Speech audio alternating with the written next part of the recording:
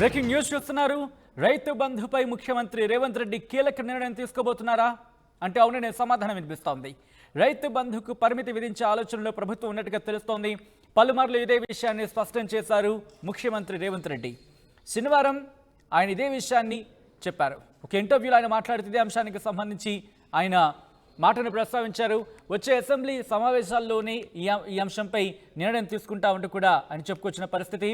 ప్రస్తుతం పాత పద్ధతిలోనే రైతు బంధు సాయం పంపిణీ జరుగుతోంది.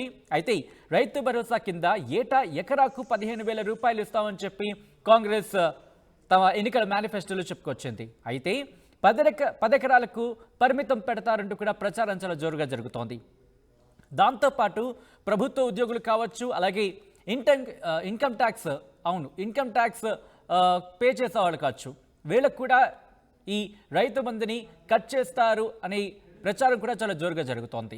అసలైన రైతులకి రైతు బంధు అందజేయాలనే ఆలోచనలో ప్రభుత్వం ఉన్నట్టుగా తెలుస్తోంది.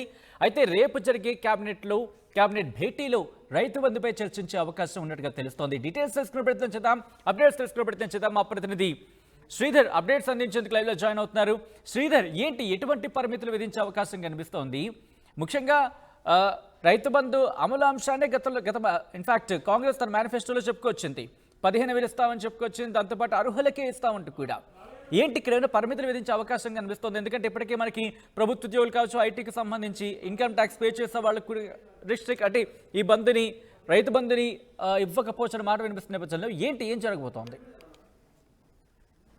యాసత్తినట్టు రైతు బంధుపై పరిమితి విధించేందుకు కూడా కాంగ్రెస్ ప్రభుత్వం కూడా సిద్ధమవుతున్నట్టు తెలుస్తుంది. ఇదే విషయాన్ని నిన్న రేవంత్ రెడ్డి టీవీ ఛానల్ ఇచ్చినటువంటి ఇంటర్వ్యూలో కూడా స్పష్టం చేశారు. 10 ఎకరాలకు మించి కూడా రైతు బంధు ఇవ్వద్దన్న దానిపై కూడా ప్రస్తుతం చర్చ అయితే కొనసాగుతుంది. రైతు బంధుకు సంబంధించి ఇందాక వైపు కూడా రైతు భరోసా కింద కాంగ్రెస్ ప్రభుత్వం తన మేనిఫెస్టోలో చేసింది. ప్రస్తుతం 10,000, గత ప్రభుత్వంలో కూడా 10,000 రైతులకు క్రాప్ సంబంధించి కూడా సహాయం రైతు బంధు పేరు మీద అందిస్తున్నారు. దీనికి సంబంధించి 15,000 ఇస్తాము ప్రతి ఏడాదికి అని రైతు భరోసాతో అని ఒకవైపు కాంగ్రెస్ ప్రభుత్వం చెప్పి ప్రస్తుతం అయితే అధికారంలోకి వచ్చింది. అధికారంలోకి వచ్చిన తర్వాత కూడా రైతు బంధు అందట్లేదని ఒకవైపు రైతులు ఆవేదన వ్యక్తం చేస్తుంది. దీనికి సంబంధించి కొంత మేర రైతు బంధు ఇస్తున్నాం ఒకవైపు అధికారులు చెప్తున్నప్పుడు కూడా పూర్తి స్థాయిలో రైతు బంధు అయితే అందడం. దీనిపై ఒకవైపు దుమారం అయితే రైతుంది. దీనికి సంబంధించి ఒకవైపు కొత్తగా ఏర్పడినటువంటి కాంగ్రెస్ ప్రభుత్వం కొన్ని పరిమితులు పెట్టాలి. దాంట్లో ముఖ్యంగా కొన్ని 10 ఎకరాల లోపు ఉన్నటువంటి రైతులకు దీన్ని అందజేయాలి. అలాగే నిజంగా సాగు ఎవరైతే చేస్తారో సాగు రైతులకు మాత్రమే రైతు బంధు ఇవ్వాలి. ఎందుకంటే గతంలో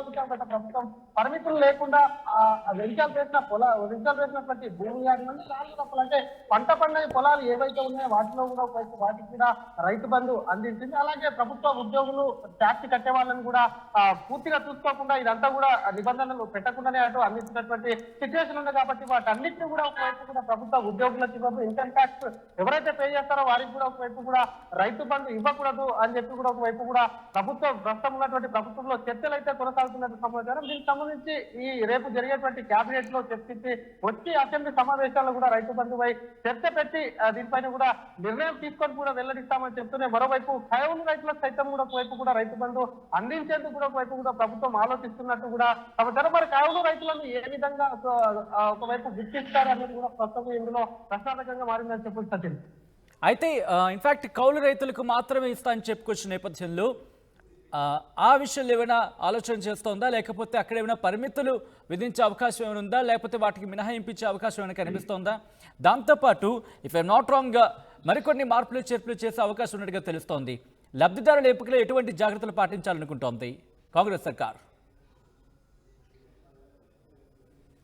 ఇందాక చెప్పుకున్నట్టు లబ్ధిదారుల ఎంపిక అనేది ప్రస్తుతానికి మాత్రం పాత పద్ధతిలోనే రైతు బంధు ఇవ్వాలి. పాతగా గత ప్రభుత్వం ఏదైతే ఇచ్చిందో అంతే 10,000 ఇచ్చి కూడా వచ్చే అసెంబ్లీ ఎన్నికల్లో, ఎందుకంటే బడ్జెట్ సెషన్స్ ఉన్నాయి, బడ్జెట్ సెషన్ లో కూడా ఒకవైపు రైతు బంధుపై కూడా ఒకవైపు నియమ నిబంధనలు రూపొందించి 10 ఎకరాల లోపు రైతులకు కూడా ఇవ్వాలని చెప్పి ఒకవైపు కాంగ్రెస్ ప్రభుత్వం అయితే ఆలోచిస్తున్నట్టు సమాచారం. అంటే ఇదే విషయాన్ని సాక్షాత్తు సీఎం రేవంత్ రెడ్డి కూడా వెల్లడించారు. మరి సాగు భూమికే ఇస్తామని ఒకవైపు చెప్తున్నారు. ఇందాక చెప్తున్నట్టు చాలా చోట్ల కూడా వెంచర్లు వేసినటువంటి పొలాలకు కూడా ఒకవైపు కూడా రైతు బంధు సాయం అంటుంది. అలాగే ఎవరైతే ఇన్కమ్ ట్యాక్స్ కట్టారో వారికి సంబంధించి కూడా రైతు బంధు కట్ చేయాలి. ఎందుకంటే ఇన్కమ్ ట్యాక్స్ ఒకవైపు కూడా వాళ్ళకి సంబంధించి ఆదాయం పరిమితి మించిన ఇన్కమ్ ట్యాక్స్ కట్టారు కాబట్టి అటువంటి వారికి రైతు బంధు అవసరం లేదు. నిజమైనటువంటి రైతులకు సాయం అందాలని ఒకవైపు ప్రభుత్వం ఆలోచన చేస్తుంది. మరోవైపు ప్రభుత్వ ఉద్యోగులు ఎవరైతే ఉన్నారో వాళ్ళని గుర్తించి కూడా వారికి కూడా రైతు బంధు ఒకవైపు కూడా ఆపేయాలి, వాళ్ళకు కూడా తీసేయాలని చెప్పి కూడా ప్రభుత్వం ఆలోచిస్తుంది. మరోవైపు కొంతమందికి భూమి ఇక్కడ ఉండి ఓనర్ ఎక్కడో వేరే స్టేట్ లో ఉంటారు, లేదంటే ఎన్ఆర్ఐ రూపంలో కూడా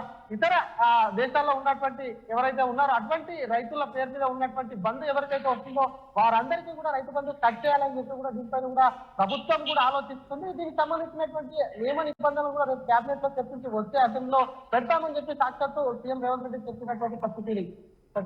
right Sridhar, thanks for update. So మొత్తంగా అయితే మాత్రం రేపు జరగబోయే కేబినెట్ భేటీలో పలు కీలక అంశాలు చర్చకు వచ్చే అవకాశం ఉంటే తెలుస్తుంది. ముఖ్యంగా రైతు బంధు అంశానికి సంబంధించి కూడా ప్రభుత్వం చర్చించబోతున్నట్టుగా తెలుస్తోంది. రైతు బంధుపై ముఖ్యమంత్రి రేవంత్ రెడ్డి కీలక నిర్ణయం తీసుకున్నారు. రైతు బంధుకు పరిమితి విధించే అవకాశం ఉన్నట్టుగా తెలుస్తోంది, ఆలోచనలు ఉన్నట్టు తెలుస్తోంది. ప్రభుత్వం పలుమార్లు ఇదే విషయాన్ని స్పష్టం చేశారు. రేవంత్ శనివారం ఓ